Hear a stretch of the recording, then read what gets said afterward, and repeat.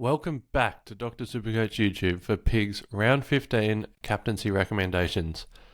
Thanks for your patience. We know this video is out a day late this week as I was in Broken Hill for work earlier and I've just got back. That's such a beautiful part of the country, rugged, remote, but the colours and scenery are just amazing. But given that, there's still plenty of time to get our plans in place. I do want to tell you about something I did that was a bit silly last week with my captaincy. I was planning to VC Bailey Smith, and I was planning to captain Tom De Koning. But just in the interim, I put the captaincy on Cherry, just to make my projection look bigger. He had the biggest projected score in my team, so I put it on him to make my projection look bigger. A very vain move, very silly. Cherry wasn't in my top 5, and I always was planning to move this captaincy onto Tom De Koning. But before the North game started, we went out for dinner, having a couple of wines, and I forgot about SuperCoach and left the captaincy on Cherry. That was a silly mistake just to have a bigger projected score. In the end, it only cost me 18 points, although even with that mistake, I finished 196th for the round. If I captained Tom De Koning, I would have had a top 100 round finish, so that would have been nice, but it wasn't to be. So be it, we move on. This week is another week with teams on the bye, so we all should have blue dot loopholes. And every week I recommend 10 players and I try and rank them for you. This week I actually really struggled with the ranking and the order just because I think all these 10 players could go massive. And there were even 2 that were unlucky to miss the cut. So there's actually 12 players that I think could easily be 130 plus or more this week. I think this could be a really, really high scoring week. So I'm still going to rank them in order because that's the format of the video. But if you have, say, like the number 3 VC and the number 4 captain, like don't be disheartened by that. I think they're all massive. So maybe just listen to who the 10 names are and just pick whoever you have or whoever you like best. If you have 5 or more of these guys, I think you're in for a monster week. So let's get into it. Number 3 vice captain is Andrew Brayshaw. Andrew just keeps getting it done. He's got a 5-round average of 130. This week, he plays Essendon on the Thursday night. They're a team who are a positive matchup for inside midfielders and one of the best in the league for those running wingers. You might remember my discussion last week, how the Bombers have been giving up huge scores to the hard-running midfielders, and last week I projected Bailey Smith and Max Holmes to destroy them, which absolutely occurred. Well, Brayshaw is another hard-running midfielder that covers the entire ground, and I don't see how Essendon's slow midfield will be able to keep up with him in this one. I mean, we've just seen that Holmes 150 and just before that a McCluggage 150 against the Bombers in the last few weeks. And Andrew has also proven to us 3 times already this season that he's more than capable of 150 plus performances. So who knows? He could net own us another one Thursday night. My number 2, Brodie Grundy. Brodie Grundy made my video in his last game as my pod captain, and he actually had a league-leading 155 that weekend. Well, he's back again with another easy matchup. A battle with Port Adelaide, who were the second easiest ruck matchup over the last 10 games. Now, last week, they did run a dual setup, but I expect that was to try and battle the dominance that's Max Gawn. I don't really expect Port to keep running that dual setup, probably not even as much as this week. This recommendation is based on Grundy going up against either Vizzantini or Sweet, but not both. If they do run both, I'll reassess. I'll probably just bump him to 3rd and bump Brayshaw up to 2nd or something like that. But let's discuss Port. They've given up huge scores to ruckman in recent weeks, including a Luke Jackson 163, a Blitzarves 128, and an English 166. And Grundy's on top of his game at the moment and fresh off a bye. His form shows us a 5-round average of 136, which is actually second in the league behind Cherry. And to put icing on the cake, Brodie already has 139 against the Power this season in round 6. My number 1 VC is Tristan Cherry. He's the highest averaging player in SuperCoach, if you remove McCarthy, because I'm not quite counting that yet. And he had a down second half last week in a tough matchup, again against a dual ruck setup, but he still managed a ton. He was in the 70s at half time, but he just couldn't quite keep it up. And that's okay. He's given us 6 140 plus scores in his last 7 games. How about that? And now he versus Tom De Koning. Interestingly, last year TDK was a very easy ruck matchup, but he's really improved this season. He's actually appearing on DFS as slightly restrictive, and some of that comes from an increased hit-out win rate. So last year, Tom only won 35% of his ruck contests. This year he's up to 38. However, 38 is still a fairly low mark for a premium ruckman, and Cherry should have plenty of opportunity to get hit-outs down to his midfielders. And when we look at the opponents TDK has had recently, we're talking about Goldstein, Briggs, an injury-hampered Marshall, Riley O'Brien, Blitzarves. Not really guys that are going to set the world on fire.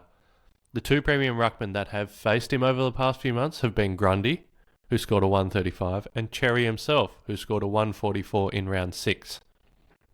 So this one isn't a recommendation necessarily backed by the DVP data at this stage, but it's on the basis of just one of the best SuperCoach players against a guy who he recently scored against 140. He recently scored 140 against, earlier in the year. My pod captain options. They have an average of 136 over the last 5 rounds, so let's keep it going with Luke Jackson. I've spoken about Brodie Grundy and Noah Anderson being regular attendees on my pod captaincy section, but Luke Jackson has more than his share of nominations, and here he is again. Luke is on a tear lately.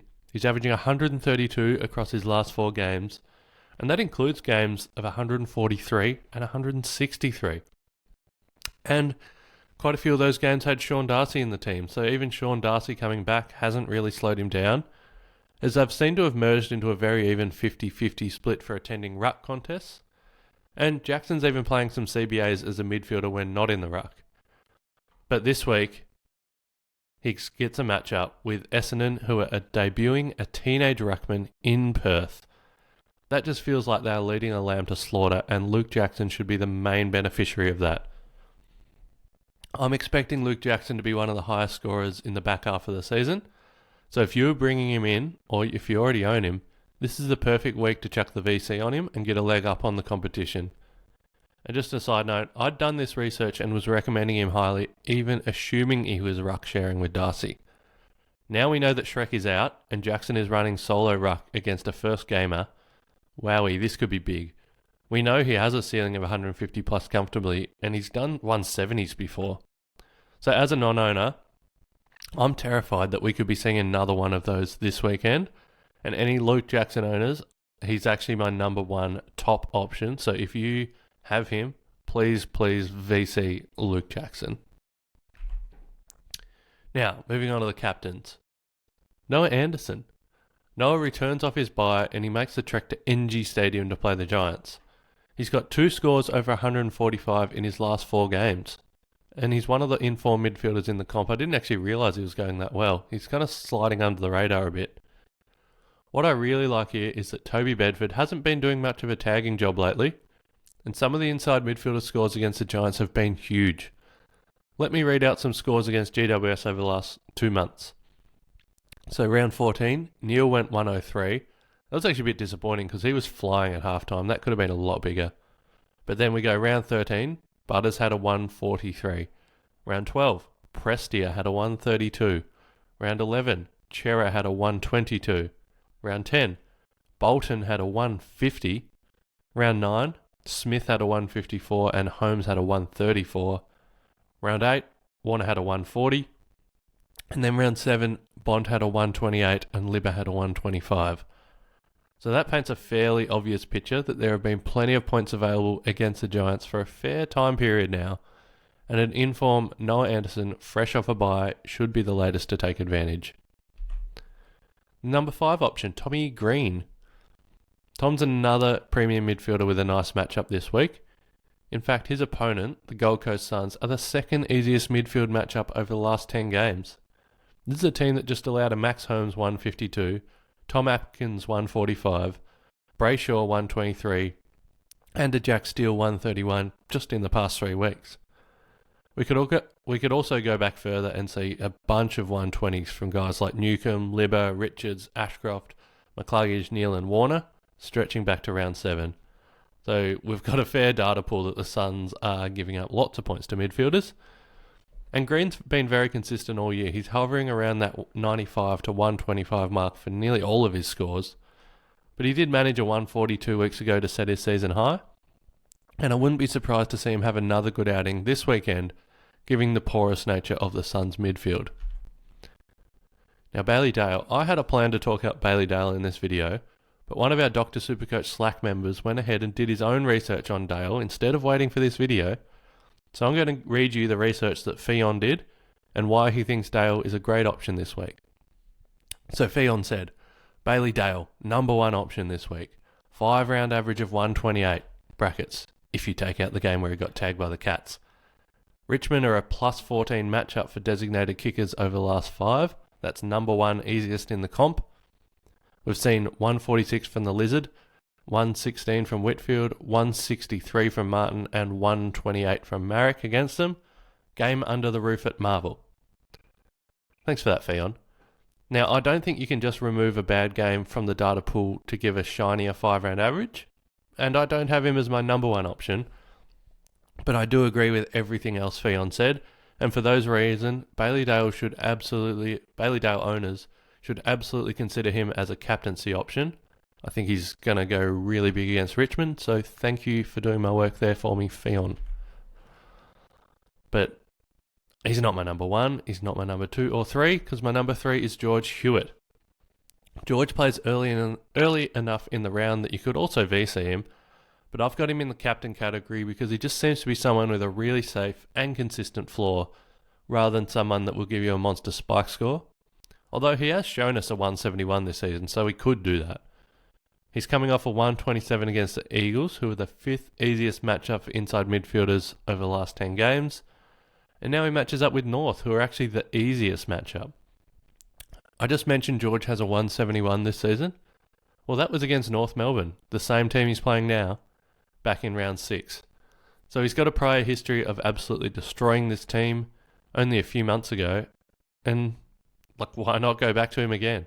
You could also consider guys like Chera as possible captain options, but George Huitt is my pick of the bunch from a Carlton perspective. Now, number 2, we're getting close to the pointy end. Ed Richards. Ed was someone that a lot of us were keen on starting before his pre-season injury, and then we just never managed to get him in when he returned. Well, he's rewarding those that did take the leap with a 3-round average of 130, including a 138 last weekend. This round he takes on Richmond, who he has smashed for a career-high 163 the last time he played them. And this year's Tigers team might be even worse than during that meeting. Richmond are the 3rd easiest matchup for inside midfielders over the last 10 games, and we've just seen them concede scores of 123 to Heaney, 156 to Merritt, 122 to Durham, and 117 to LDU. Richards is the informed Bulldogs midfielder and deserves a spot on this list. He's become a tag target this season, but I really don't expect Richmond to tag him, and owners should be finishing their weekend strong with him in their team. But I couldn't go past his captain for number 1. The Bont has been pretty bad lately. He's got a 3-round average of 91, and he's dropped nearly 100k in that time. The 66 against the Saints last weekend was a shocking score for owners that paid up for him, but I think he redeems himself this weekend. A date with Richmond, who I just talked up in the Ed Richards section as one of the easiest midfielders to score against, and I don't expect them to tag Bont. We know Marcus is a proud player and he won't have been happy with his own performance last weekend, although he'll never say that as the captain and they got a huge win. And even though the Bont scored poorly last weekend, his centre bounce attendance numbers were still around his season average, so I still expect him to have the role we want, and that'll allow him to bounce back this week against one of the easiest midfields in the comp. And remember, this is the guy who has been the best Supercoach midfielder in the game for multiple years now, against one of the worst teams in the league. You just have to look at his last 3 games against the Tigers, which led to scores of 135, 153 and 122, to see what type of score I am expecting this week. Don't overthink this one. This is an amazing fallback captaincy option in the last game of the round. So those are my 10 favourite captain options this week. As I said, I've tried to put them in order for you, but I really struggled with that. I actually think all 10 are going to be massive. And if you've got 5 of them or more, wow, I think you could be in for a huge week. There's a few more names that I wanted to point out that I think could be good, either for Classic or Draft. Caleb Sarong, like I talked Brayshaw up, I think Sarong could do well. Zach Barrett playing the first game of the week is always an option, but I am just really scared he gets tagged. Zach Butters is another really good option here. I think he could do good things. But actually his teammate Connor Rozee is one of the ones that I had on the list and then couldn't quite fit him in. So he's in my, let's call it my top 12. So I think Connor Rozee should do really, really well this week, given Sydney are a positive matchup to all types of defenders.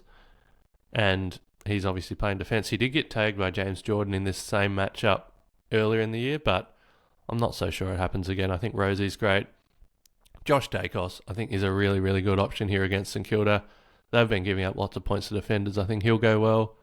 I mean, I talked up Tom Green and Noah Anderson, but on the same point, I think both Finn Callaghan and Matt Rao, for the same reasons I talked about with those guys, could do well. Tim English was the other one, I guess, in the top 12 that was really, really stiff not to make the cut. I think him coming up against Nankervis is just going to be really, really good for him. Thanks for watching, guys. I think I'm going to be running with the super safe combination of Cherry into Bontempelli this week. Thanks for watching and good luck this weekend.